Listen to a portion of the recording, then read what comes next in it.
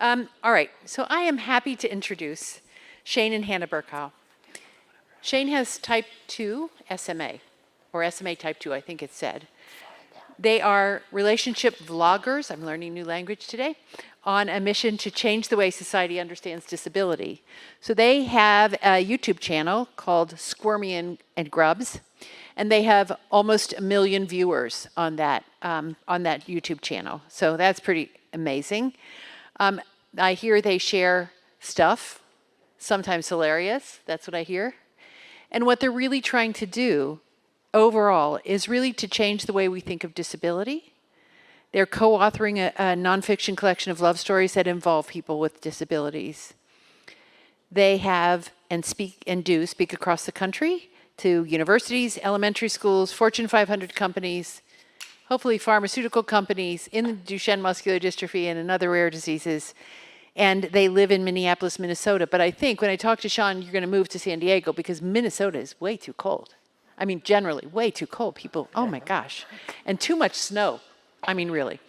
So I present to you Shane and Hannah.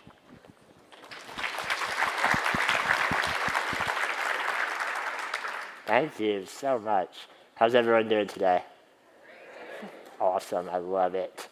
I was laying in bed this morning, just waking up, thinking about the day ahead. It's going to be a great day, speaking at this amazing conference. I'm laying there and I'm thinking to myself, the only thing that could make today better than it already is if, when I go outside, I am physically pained by how hot it is. I don't want it to be warm. I want it to be dangerous to my survival. So I'm laying there, daydreaming about that. And we get up and we get ready. And we open the back door. And we go outside. And I realized dreams do come true. So it was a great start to the day. But no, for real, we're obviously very happy to be here. We are Shane and Hannah. Do you want to introduce us? Yes, we are. Well, we already got a wonderful introduction. Yeah. We are YouTubers. We live in Minneapolis. I don't know how in-depth we want to go. We're going to tell you about how we met and all of that. Today's going to be a fun, relaxed, hopefully funny journey through our relationship. And our goal in sharing our love story is not to say that every love story should be exactly like ours, but rather to help normalize the experience of dating and marriage with a disability, because it's something that is not represented enough in our media, and therefore there is a lot of stigma and misunderstanding of what it's like to be disabled and to be romantic and intimate with a disability. So we're going to tell some fun stories, and hopefully we all learn a thing or two about what it's like to be us. I think to begin, we should go back to the very beginning when I was first diagnosed with spinal muscular atrophy. Obviously, my parents were not expecting this, but they made an important choice in that moment of finding out about my diagnosis. They decided that they were not going to allow this diagnosis to stop me from living the happy life that every parent wants for their child. And I think you'll see in the stories they tell that they gave me the tools to live that way. And we have a story from when I was about 8 years old that kind of illustrates what that looked like in the early years of my life as I was figuring out what it meant to use a wheelchair and be disabled out in the world. So this story is a time when things didn't go as planned. So when Shane was 8, his younger brother was 5.5, which makes this story even worse. And they had a basketball hoop in their driveway. And Andrew, Shane's younger brother, really wanted to dunk the basketball. Obviously, he could not because he was 5. But Shane came up with a plan for Andrew to be able to dunk the basketball, like a nice, good big brother. So do you want to tell what you told Andrew to do? I said, Andrew, go inside and find some rope. And he looked at me confused, his big, older, trustworthy brother, and said, why? And I said, don't worry about it. Go inside and find some rope. Andrew went inside our parents' home and brought out this giant, like, mile-long spool of nautical grade rope. No idea why my parents had this lying around in the basement. Probably shouldn't talk about that. But he brought out this rope and he said, okay, now what? And I said, tie one end of it around your waist. So he began to do that, tied himself up. And I said, now take the other end, throw it up through the basketball hoop, and bring it down and tie it to my wheelchair. Sort of a pulley system of your nightmares. Andrew did this, tied it to my chair, and I began to reverse.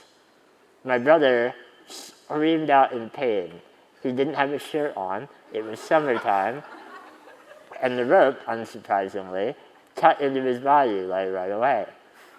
So I, being the wise and mature older brother... You told him to stop and go inside and you were done? No. Okay. I said, Andrew, go inside and find some pillows. And he said, why? And I said, don't worry about it. Andrew went in, found some pillows. My mom's new couch pillows, I will add. And I said, now, take those pillows and put them in between the rope and your body. Great, brilliant. So Andrew did this, tied himself back up. I began to reverse again, and it worked. Andrew began to hover in the air. 1 foot, 2 feet, 3 feet, 4 feet. He's getting higher and higher. He has the basketball in his hand. He is all smiles. He is flying. And he is almost at the top, almost about to slam dunk that ball. We couldn't believe it. And at that point, I don't know why this happened. I think it has to do with science. He got a lot heavier. And my chair was no longer able to lift him that final 1.5 feet that he had to go. So I am in full reverse. I am cranking my joystick, not moving. Andrew's not moving. There is smoke billowing out of the back of my wheelchair. So did you stop at this point? No. My brother, dangling in the air, has the nerve to yell at me to try harder. Like, all right, I'll put my back into it. I don't know what you want me to do. Full reverse, smoke everywhere. At this moment, our father comes out of the house, and he is doing this otherworldly combination of screaming and laughing. I got the idea that he didn't love what we were doing, even though he did love what we were doing. So I lowered my brother back down to the ground in defeat. He did not dunk the ball. And my dad says, all right, guys, that's going to be it for today. Let's head inside and stop this mayhem. And? I wasn't going to tell that part, but now that you've prompted me to. Keep going. Then what? So I began to go inside, and my chair will only turn to the left. That's not good. So my dad does some inspecting, and finds that all that smoke was my gear motors shredding themselves, just burning to a crisp. So I was in trouble. I went inside, we talked to insurance. It was going to be $8,000 to replace the motors. So I was really in trouble. This is obviously a silly example, but I think it does illustrate how, from a very young age, me, my brother, my family, my friends, didn't allow the wheelchair to inhibit us, didn't allow it to limit what we did. We found ways to involve me and my chair in whatever we were doing, often to my brother's detriment.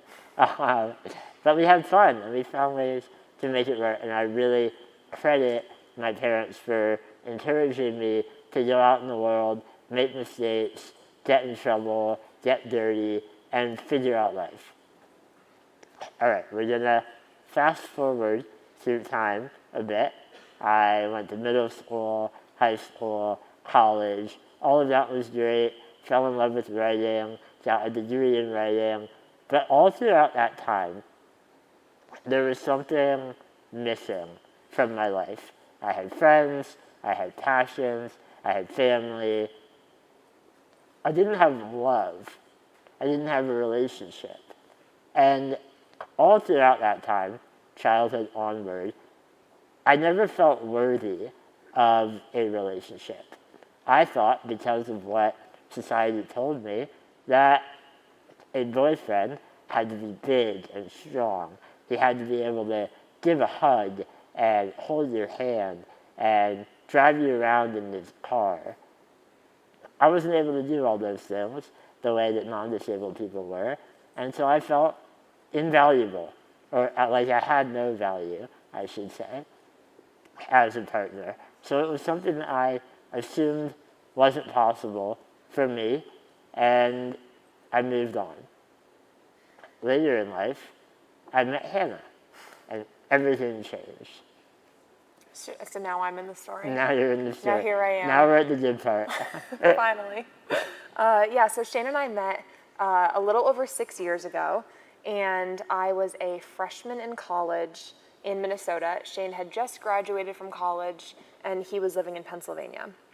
And at that point, he had written his first book, and he ran a nonprofit with his cousin. And I saw a little mini documentary that one of my favorite actors had made about Shane on YouTube. And it was just like 10 minutes long it was just a little thing about his life. And it linked to his blog that he was writing at the time. So I read the blog, and I felt like Shane was someone that I wanted to hang out with. I was like, I need to know this person. I think we would get along perfectly. Our senses of humor are identical. Like, I just want to know him.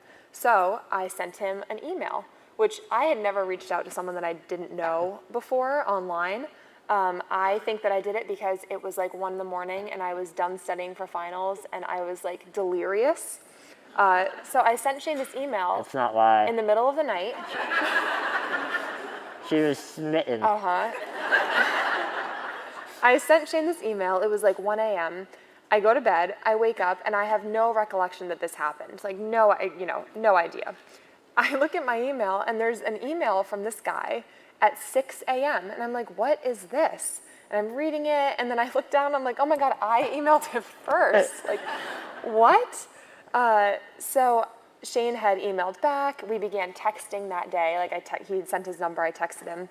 I just side note, I sent my number back in my first response. But you did say, let's be friends. Not super suave, but so we FaceTimed the next day, and that FaceTime, it was during my finals. That was my first day of finals. It was supposed to be 3 minutes long. I was like, I literally have 3 minutes to talk to you. Like, I don't have time. And we ended up being on FaceTime for almost 2 hours. So right away, we were like, uh-oh, this is going really well. Oh, this is not good. And it was really inconvenient because, again, I was in Minnesota, Shane was in Pennsylvania. We spent the next 2 weeks of my spring break texting and FaceTiming incessantly. And then I finally flew out to visit Shane about 2 months after we had met online. People often ask, did Hannah have experience with disability of any kind before she met me? I'll answer that. Yeah, that would make sense. And no, basically, I had no experience with disability. I didn't know anybody that used a wheelchair. So talking to Shane was my first, introduction into anything disability related. And they also asked us, what did her parents think about the fact that Shane had a disability? Yeah, I remember the first time I told my mom about Shane. It was after that spring break. It was when we were starting to plan my first visit. And I told her that I had met a man online who was from Pennsylvania, and I would be flying there to visit him. And she was horrified. It's a nightmare. Yes, I'm sure it's every parent's nightmare. She was like, no, you're not. But luckily for her, there was a documentary that I could show her. I was like, see, he's a real person. They met on FaceTime. They got along really well. So that was really the only fear that my mom had, was that initial, I'm afraid that this person isn't real. Shane's disability never posed an issue for them. So we were lucky with that, That Yeah. wasn't always Shane's experience. That was super refreshing. I had had partners in the past where their parents or family members sat them down and had an intervention telling them, you should not be with a disabled man, he's going to burden your life, you're going to be limited by him, blah, blah, blah. Can't tell you how much of a damper that puts on the relationship. It was so refreshing having him and his family welcome me with open arms right away. They were like, great, we will build a ramp out front of our house if he ever wants to visit. It was so just welcoming and full of love. So Hannah and I began 2 years of dating long distance, which was equally wonderful, the best 2 years of my life, and horrifically awful, the worst 2 years of our life. Every goodbye was crushing, and at the end of 2 years, we decided that we needed to live together. So I made the move to Minnesota, and we got an apartment together. Hannah had 1 year left of college, and we began life together. It was beautiful and amazing, but all of it, even now, looking back on those years of time, feel like they passed in an instant. And then we got engaged, and our engagement story is super not cute. So we're going to share it with you. This is your fault, because you should have known that we would be telling this story. That's a great beginning. This is your fault. So it starts cute. So I graduated from college. It was June 15th, 2019. It was my graduation day, and that night I was having a family party. It was just my parents, my siblings, they have kids, so my nieces were there, and my best friend and her boyfriend. So it was small, and during that party, Shane came up to me and told me that he thought he was going to throw up. He was like, I'm sick, I'm getting sick, and I'm gonna throw up. Can you please help me? Come into the bedroom. I need to throw up in private. I would like to just add something that Hannah is I'm really curious what this is gonna be. skimming over here. I was delivering an Oscar-worthy performance. I had the my face was flushed. It was like color. gray. You were gray. And that was partially because I was about to throw up. I knew what was about to happen, and it was very nerve-wracking. So I'm like, Hannah, we need to get away from everyone. We need to go into the bedroom. So we go into the bedroom. I close the door behind us. I'm like, do you need a garbage can? Should I go get a bowl or something? You're frantic, yeah. Yeah, because I thought you were gonna throw up. And Shane was like, no, just sit on the bed. And I think that's when I was like, okay, I think that I know what's happening. So I sat down on the bed, and Shane, actually he had my mom, everybody was in on this. He had my mom set up a camera in the room so that we could have it later, but I didn't know. So it's like, it's filmed, and and I'm sitting on the bed. Shane apparently had a whole speech planned, but the second he started talking, I think you say, I remember you saying, I have no idea, like I'd planned something, but I don't remember any of it. Yeah, that's where my austere acting skills went right out the window. It was over. And Shane said a bunch of stuff. I can't remember any of it because I was freaking out. We'll just pretend it was adorable. I'm sure it was adorable. And then the ring was behind Shane's back. He had my mom put it there and hide it. So I took it out, and that was where he proposed. And then my entire family had gathered outside of the door. They had bubbles and confetti. And when we opened it, there was a big celebration. So it was adorable, aside from the beginning part. Yeah. There was no other way that you could have thought to get me into the bedroom. I thought that there was a surefire way. You know? You get me there quickly. I could not fathom a world where I said, I'm going to throw up, we need to get away from people. And you said, no, I'd like you to do it right here. Okay. So we got engaged, we got married during a very odd pandemic wedding alone in our backyard. And then a year later, we were able to celebrate with friends and family. I think you should probably agree, in just a little snippet of our life that you've heard so far, our relationship is pretty normal.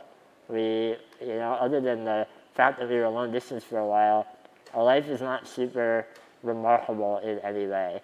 I think the main way that our relationship differs from non-disabled relationships is the ways that society perceives our relationship. We have some stories about moments when people treated me less than amazingly, and I think that they illustrate kind of how society looks at disabled people, and particularly disabled people in relationships. Mm-hmm. Should we go back to our first date? Let's do the first date. Our very first in-person date. Like I said, I didn't have any experience with disability, so this first date that we had together was eye-opening because of what happened. So it was at a small diner near Shane's parents' house, and there were like maybe 10 other tables in the entire place. We're having a great time, and halfway through, I see a woman from another table get up, and she's walking toward us. And I assume, she's smiling at me. I assume that this is a family friend, a family member. I have no idea. I haven't really met anybody yet. So she's coming up behind Shane. He can't see her. And when she gets to the table, she doesn't say anything, and I'm just sort of looking at her expectantly. Instead, she puts one hand on Shane's head and one on his shoulder, like this. And she's behind me, so I am very alarmed. Yeah, all Shane sees... All Shane sees is my face, like my puzzled face, and then he feels hands on him. Am I about to be murdered? And she begins to, like, this is not an exaggeration, scream, pray. So now she is yelling prayers, and as they get going, we realize they're prayers of healing, kind of. It was like, Lord, give this boy a happier life, help him walk. Give this little boy a better life. And so that was alarming, and everyone in the restaurant is now staring at the screaming prayer. Shane told her to please stop. He was like, "Excuse me, can you please stop?" I was like, give him a happier life. I have an amazing life. Look who I'm on a date with. And you're really killing my vibe here.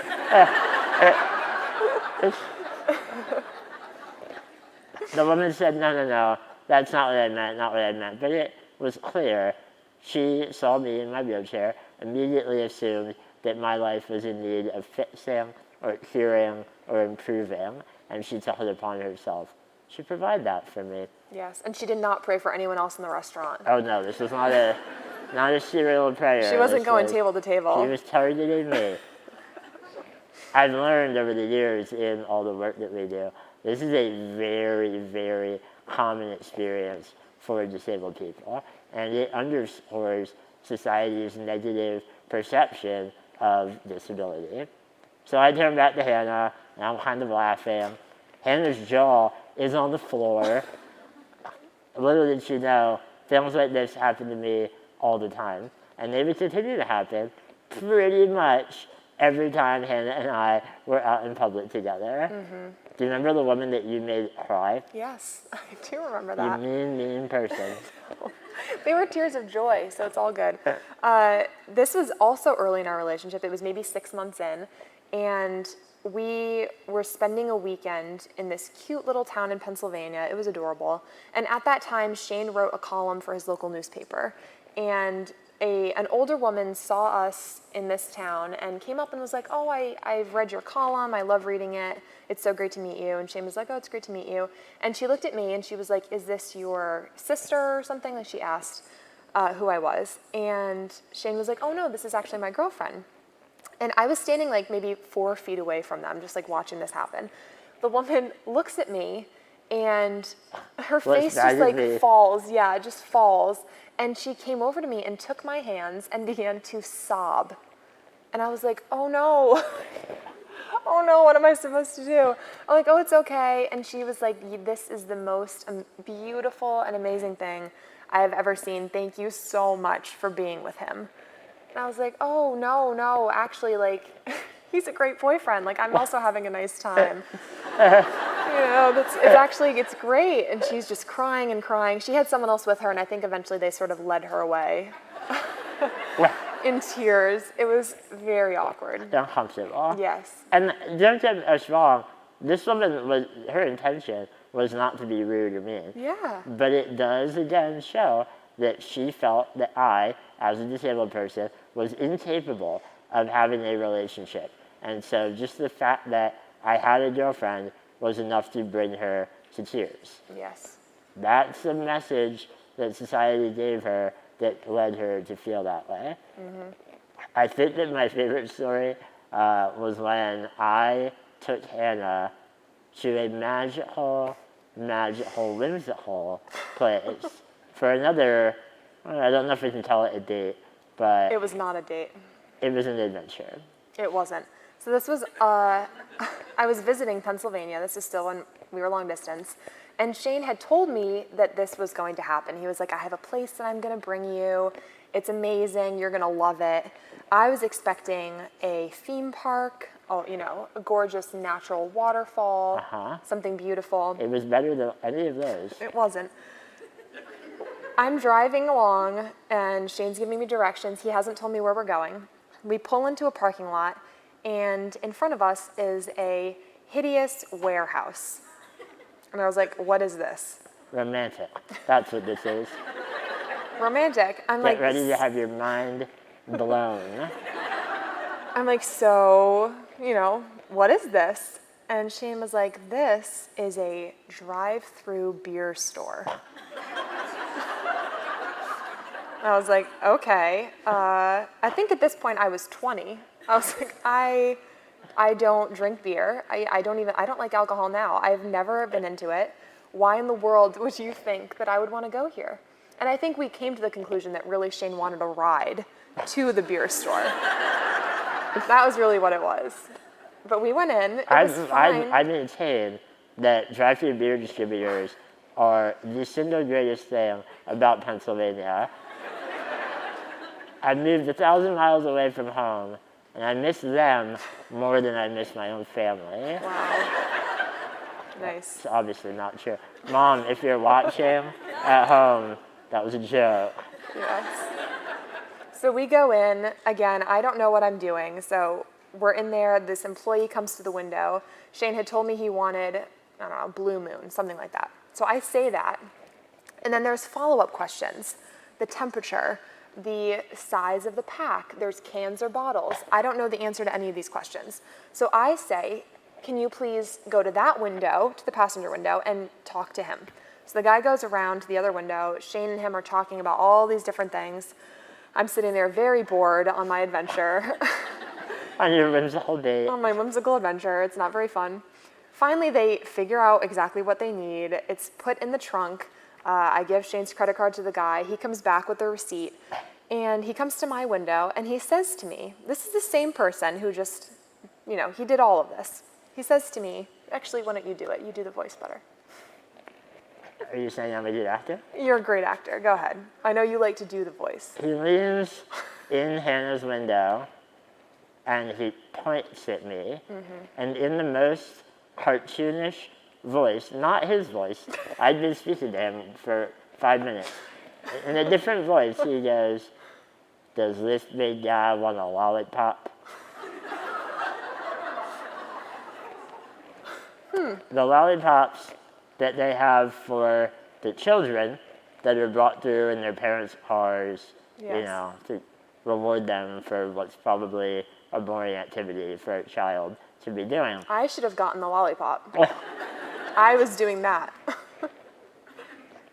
So in this man's mind, he had just conversed about and then sold beer to a child, and now he was rewarding him with a lollipop. I said, "Sir, I have a mustache. It's not a great one, but it's there.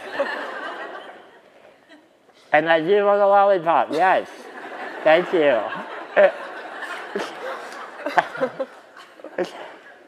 Again, he wasn't trying to be rude, but it shows how people think about disability. He didn't see me as the 25-year-old man on a quote-unquote date with his girlfriend. He saw me as a kid and thought that a lollipop would just brighten my day. Yep.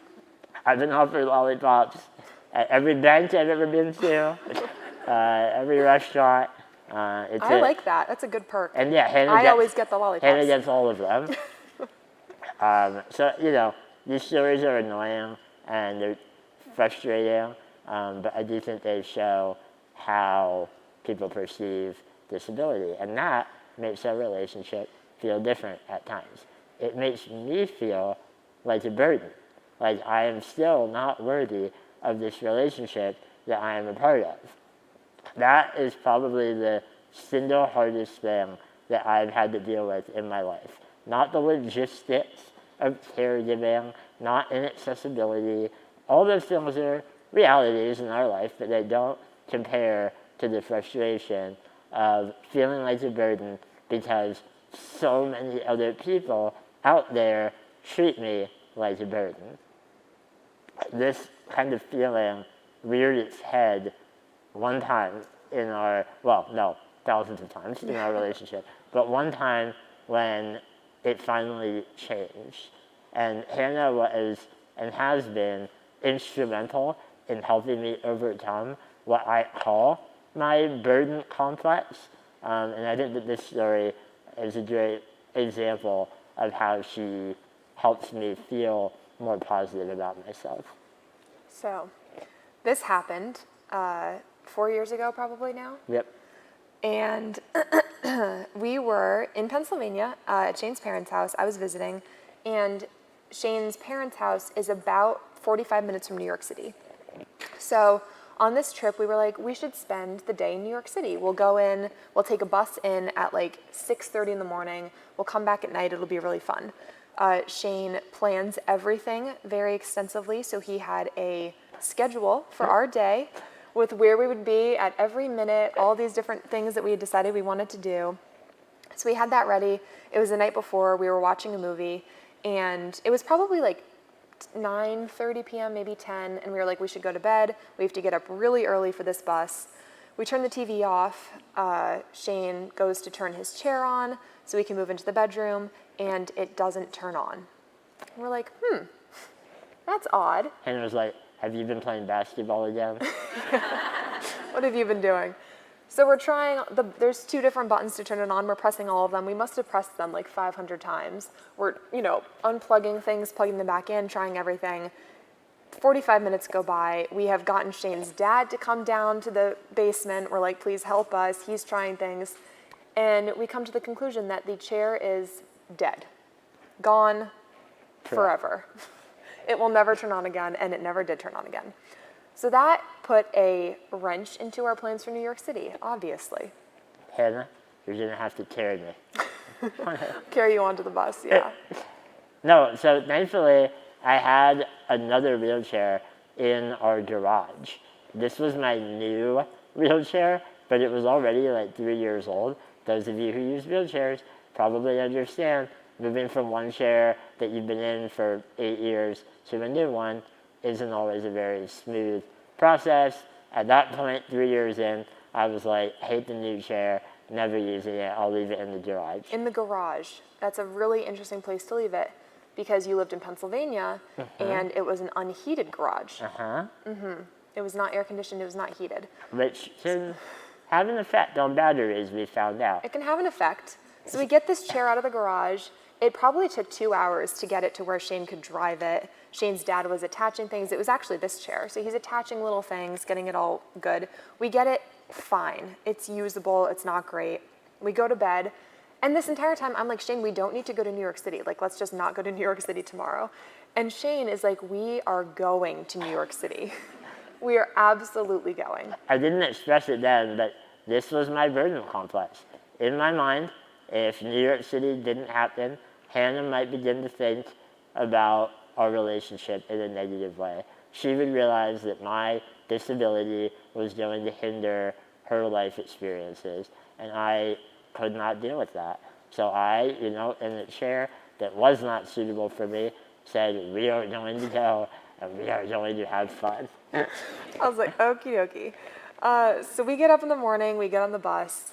It was fine. The bus driver didn't know that his bus was accessible. So we go up to the bus and he's like, no. And we're like, no, this is the accessible bus. Like, we checked. And he was like, no, it isn't. And I was like, I can see the lift. Like, it's right there. He looked at it like he had never seen this bus before in his life. And he did not know how to operate the lift. He had to go find somebody. So people are waiting on this full bus for 30 minutes while he is trying to figure out the lift. We finally get on. We're like, sorry, everyone. When we get there... Side note, it's also the hottest day on record. Yes. In human history. Hotter than even here. I don't know if that's true, but it was close. So we get on the bus, we get off the bus, which also took half an hour, but luckily everybody else could get off, so we were waiting alone. He had forgotten that he had a lift on the drive to New York City. Coming out into Penn Station in 99-degree weather, just the lovely smells come back to me. The lovely ambiance of New York City on a humid day in August. Yes. So we're walking. Our first stop was we were supposed to get breakfast, but we didn't know exactly where. We were walking from Penn Station to the Natural History Museum. We decided to stop for breakfast along the way, and then we keep walking, and I don't think Shane said anything to me then, but he was noticing that his battery, symbols were already going down. They were not full. Drastically decreasing. My chair that had just died could hold it charged for 3 or 4 days of walking around.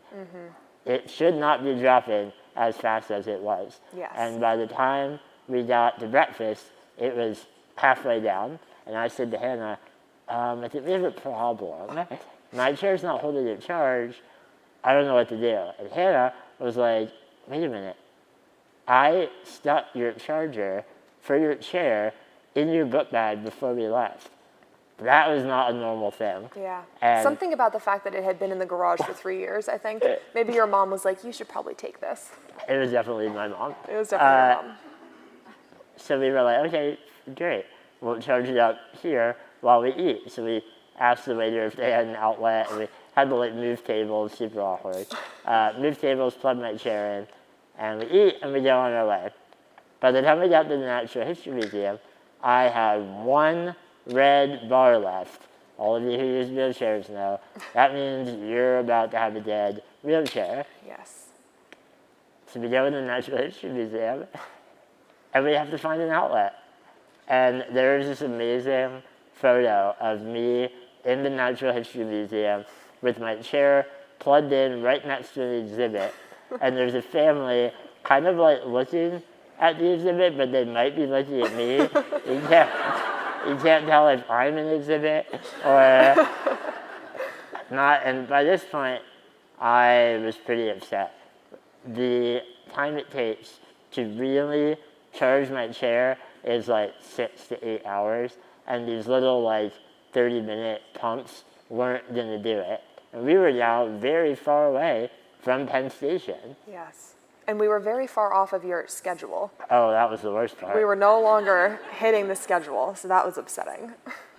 Our day in New York City, what was supposed to be filled with activities and meals, became almost solely about finding an outlet.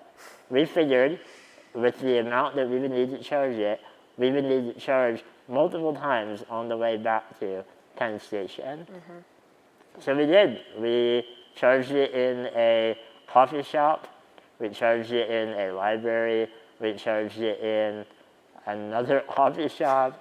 My favorite was the L'Occitane, like the hand lotion, the lotion store. That one was an emergency. That was an emergency, and they didn't have a plug except for underneath the desk, so she had to unplug the cash register and plug the chair in. She was very accommodating. They were also... We did, but we bought a chapstick because we felt so bad. Yeah, that made up for it. Sorry I made you stay for 30 minutes after closing. We'll buy a chapstick. It was like $10 chapstick. Around 11 p.m., I bring up the bus schedule and do some math and realize we are not going to make it to the final bus. Yep. We were about to be stuck in New York City. My parents were, just coincidentally, up in Maine at that time, so they were unable to come rescue us. Yep. So we, charging my chair in a Starbucks, had this moment of oh, we're about to have our first overnight trip together. I am nothing but apologies. Hannah, I'm so sorry. I know this day wasn't what you wanted. I hope you're cool. I understand if you're pissed. I'm really sorry. I didn't know my chair, blah, blah, blah, blah, blah. Hannah stops me and says, Shane, today was one of the most fun and funniest adventures that I've ever been on. You are not a burden to me. Your disability is not a burden. Think about it. We've been laughing all day. This has been so much fun. And now we get to stay overnight. What's better than that? Something clicked in my brain. I realized that, telling Hannah that I was a burden to her was more of a burden than she was even feeling. And that was the moment when I began to change how I thought about myself and my value as a partner. I had to trust Hannah when she told me, you're not burdening me, because she trusted me when I told her that I loved her. That's what you do in a relationship. Again, the story is kind of silly and kind of ridiculous, but it was a formative moment in my journey as a disabled person and our journey as a couple. We ended up getting matching battery tattoos a few years later to commemorate that. I would show you mine, but I have to get naked, and I don't want to ruin your day, so I don't want to do that. I want to leave time for questions at the end, so I'll just wrap up by saying that throughout my whole life, I've had a lot of trouble seeing myself as a valuable partner, as a worthy husband or boyfriend. But in the last 6 years that Hannah has been in my life, I have realized how wrong that was, how much I have to contribute to a relationship. I can plan like no one else. I can make phone calls, and I can schedule, and I can arrange our finances, and I can listen and be emotionally available to my partner. I can do everything that a good husband should do and can do. No, I can't lift her up, but I don't think she wants to be lifted up. think that's a weird thing that our society and our media has said that men need to be able to do. I'm not gonna, fight off a bear from attacking her, but I'll be the one to say, why don't we not go camping? Camping sucks. I hope that you guys have enjoyed our love story. Hannah and I thoroughly enjoy our life together, and disability absolutely plays a part in that, but not a negative part. Thank you.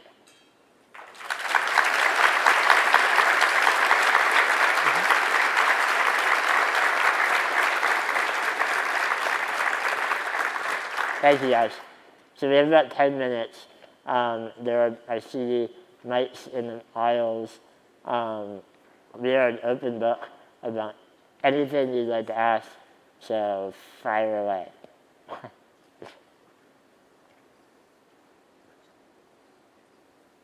Not all at once. Takes one person. Yeah, so I have a question. Yes. All right. So first of all, this online business of dating, I'm not happy with. Okay. But I'm also not happy with the bar idea. So whatever possessed you to do this? I mean, you listened to the YouTube, you sent him a note, and then what the next step, were you worried? Were you frightened? Were you thinking, because you hadn't been exposed to a disabled community?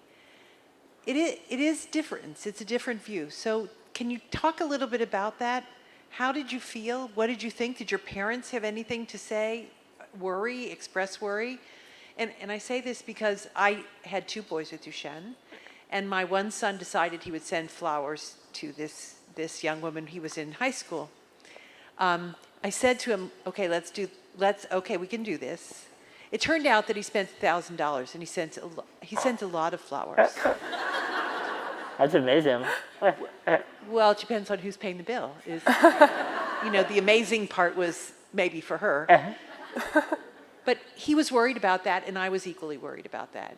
I was more worried about the bill as well. But that aside, tell me a little bit more about that for Right. both of you.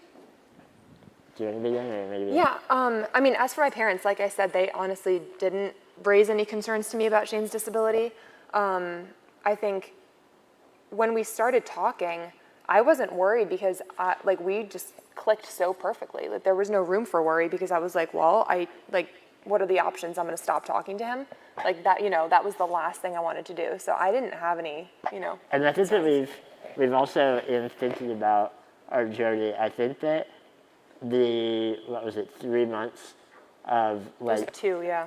before we met in person, we had 3 months of almost nonstop FaceTime, to the point where our families began to hate us because we were just locked away in our bedrooms. Yeah. And that level of communication allowed for Hannah to become attuned with and comfortable with disability. We talked a lot about what my life was like, what our life might look like together, about caregiving, and was Hannah comfortable with that? What would that look like? What would that involve? And there was no pressure, I guess, to have it be immediately like, all right, Hannah, if we're going to go on a date tonight, you have to do these 19 caregiving things. Are you able? It was much more gradual, and I think that allowed our kind of mental and emotional connection to really solidify before the physical aspects came into it. Yeah. So I think that was helpful. Yeah. Thank you. One more question. So I have a good. quick comment and then a question. My name's Reagan. My comment is that I just appreciate how radically transparent you guys are with your relationship and with your lives. And I think what you've done is to create a new form of advocacy and a new form of disease awareness.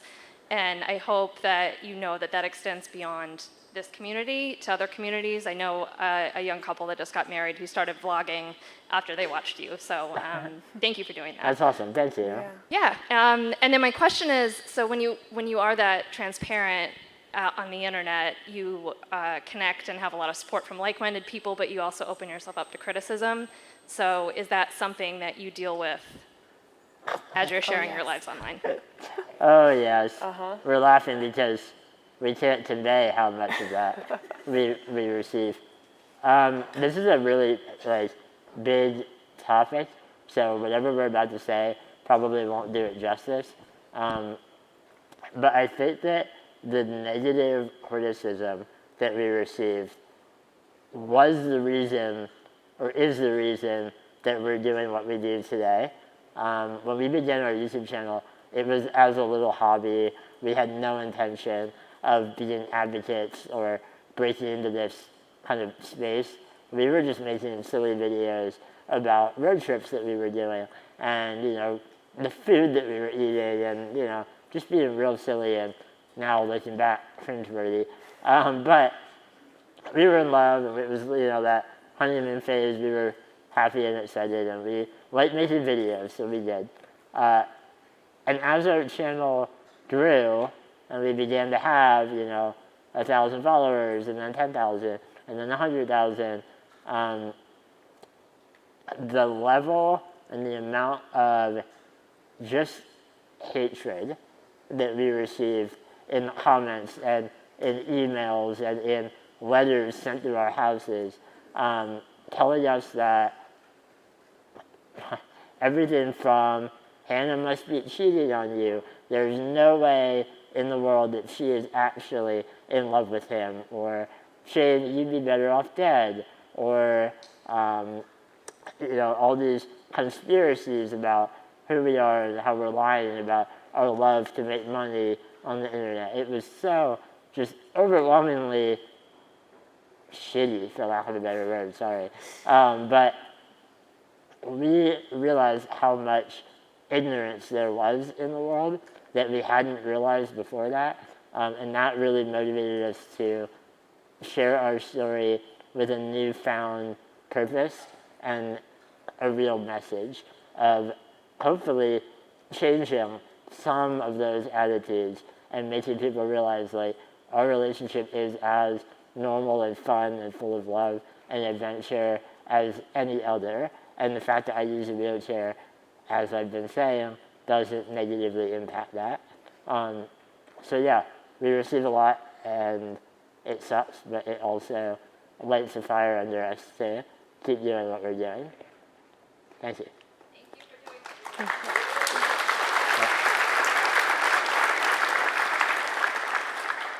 I want to thank you for being here and sharing your story, because my son is 23 and the things that we worry about, I love that. But I'm also very practical. And so when you're telling the story about New York City and leaving at the crack of dawn or before the crack of dawn and being there all day, all I can think about is caregiving and who is helping. And you are dating and creating this trying magical moment.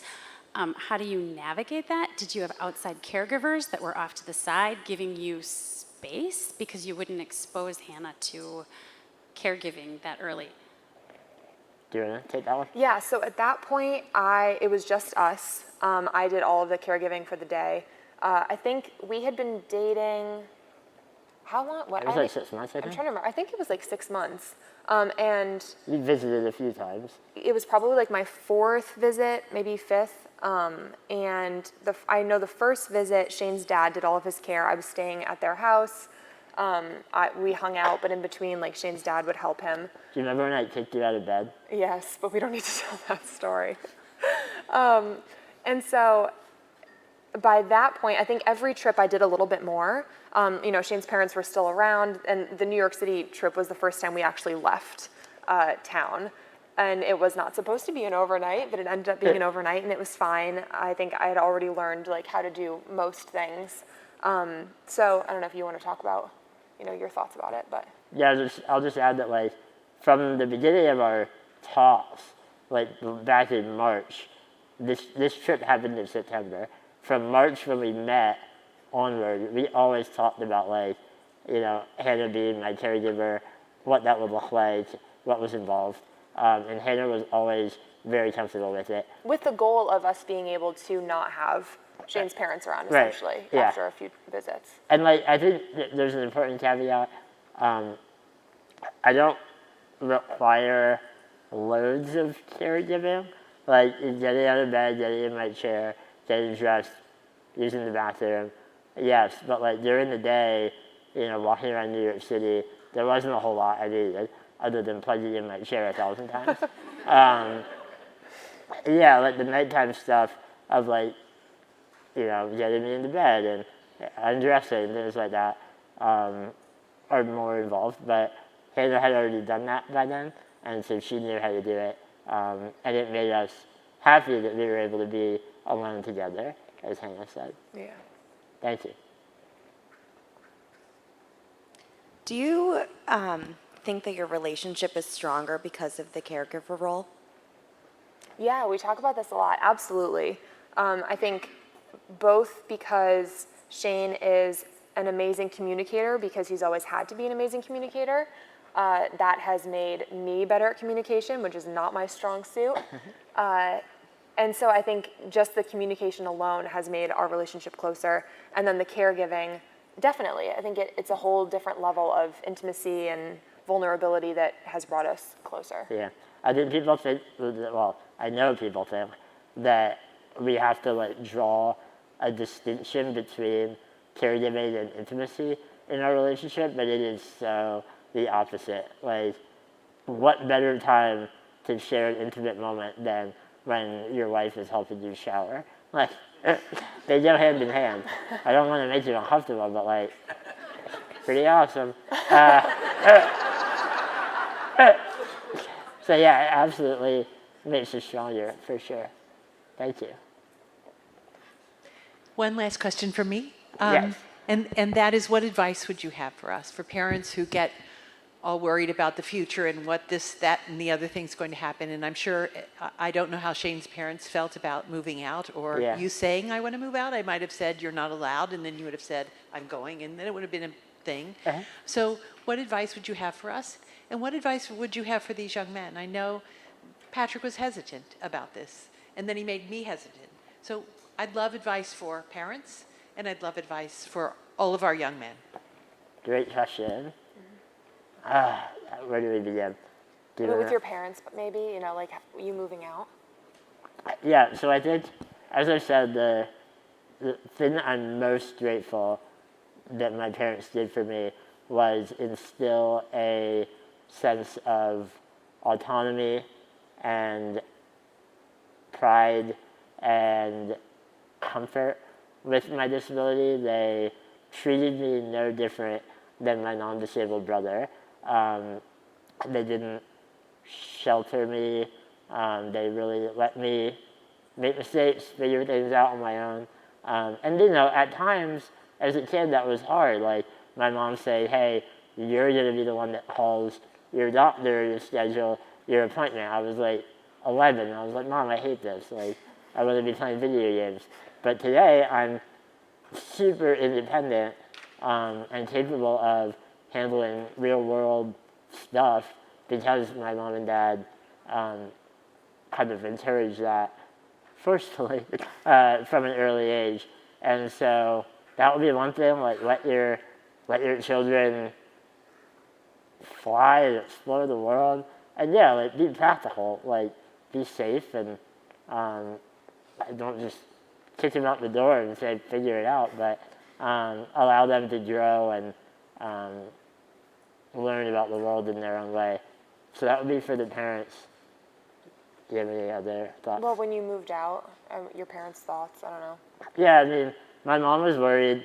By that point, I was, You're 25. how old, 25? Yeah. So we were past the stage where my mom would like say no about things. I was an adult by then. And so she was worried. She had a lot of questions about, the plan and the caregiving and how would that be handled. What about when Hannah was at class, and what if Hannah wasn't feeling well? And I said, Mom, I am more of a planner than you will ever be. I definitely inherited that gene from her, her need to plan. And once we demonstrated to her that we had thought this through, it wasn't just a a decision we were making lightly. She came around and began to support it. And today, she has no concerns other than the normal motherly reminders to wear sunscreen when you're in Scottsdale, stuff like that. Yeah. And my dad, I remember, I told him about it, and his reaction was, "F yeah," and I was like, "All right, cool. You won't be hard to convince you." Yeah. So yeah, they were pretty supportive. Yeah. And then for disabled people, I'm not good at giving like big life advice because we're all different. We're all figuring things out. But I would encourage you to see yourself as valuable and capable of attaining whatever you want in your life. I didn't have a role model with a disability telling me I was capable when I was young, and I could have really used that. And I don't pretend to think that I am a role model, but I've gone through it. I've experienced it, and I now believe and understand that I am a worthy partner and capable of giving, everything that you need to a relationship. So know that you're worthy, and don't listen to society and the media when they tell you that you're a burden, because the people that love you don't see you as a burden. So chase your dreams, even if they feel like, not practical or outside of what the media tells you should do, because you are capable and you can do it. Thank you. Thank you both. Just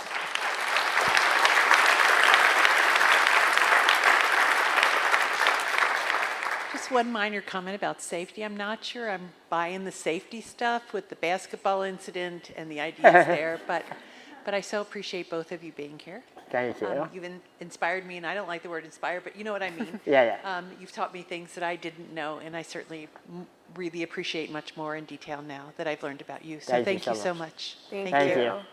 Thanks, everyone.